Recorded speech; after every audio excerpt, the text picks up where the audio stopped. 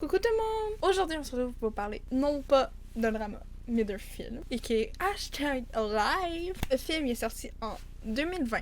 C'est un film de zombies. Dans pour l'histoire, c'est John Mo, joué par Yoo In. C'est un gars qui a de base. La seule chose qu'il fait tout le temps, c'est faire des streams, puis en direct, puis juste en mode bro, I'm playing video games! Puis à un moment donné,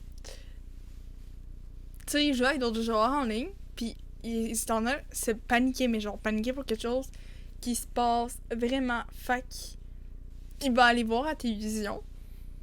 Puis c'est là qu'il va se rendre compte qu'il y a un virus qui est en train de se propager dans toute la Corée. Puis il va regarder par la fenêtre, puis il va voir juste des gens courir d'un bout à l'autre de la rue sans fin, sauter par un autre être vivant de plus zombie pour se faire dévorer et tout. Donc, après avoir appelé ses parents qui lui disent reste, enferme-toi, reste chez toi, ben, il va se barricader à l'intérieur de son appartement. Sauf que là, il est dans son appartement. Les jours et les jours et les jours passent. Il commence à manquer de ration. Tu sais, il était chez eux. Il était pas prévu pour avoir un apocalypse chez eux. Fait il n'y a pas nécessairement assez de ration pour survivre. Sa famille, sa soeur, ses parents, il sait pas ce qui leur est arrivé, est-ce qu'ils sont en vie ou pas, il sait pas.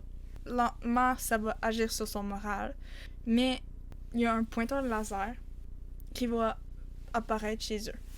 Puis, se rendant compte qu'il est pas tout seul, qu'il y a une autre personne qui a survécu, visiblement dans l'immeuble d'en face, il y a un pointeur laser, puis surtout, c'est une personne non infectée, qui va apprendre qu'elle s'appelle Yubin, interprété par Park Shin-hye, puis aussi d'être en communication silencieusement parce qu'ils peuvent pas faire trop de bruit, etc.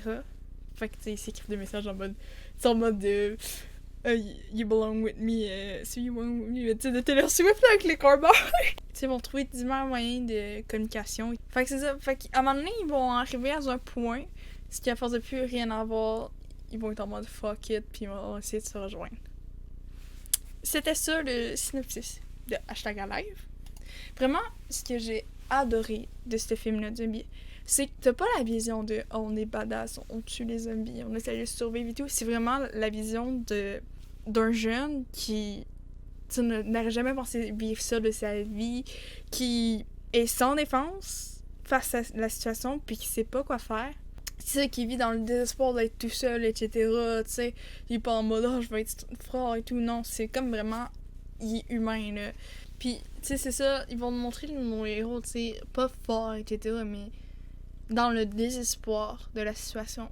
Tu sais, un désespoir qui va à un tel point qu'ils se rendent jusqu'au moment où ils sont en mode fuck it, on va tenter le tout pour le tout, pas en mode oh, je suis capable, on va s'en sortir. Non, ils sont en mode on s'en sortira pas d'une manière ou d'une autre, fait autant tenter. Autant faire des fous. C'est vraiment. C'est cette partie-là qui a fait que j'ai particulièrement aimé #Alive. Mais c'est sûr, il faut pas s'attendre à un film où est-ce qu'il se passe gros de choses, etc. Tu sais, la majorité du film se passe dans la psychologie et les événements autour de lui, etc. Mais dans son appartement.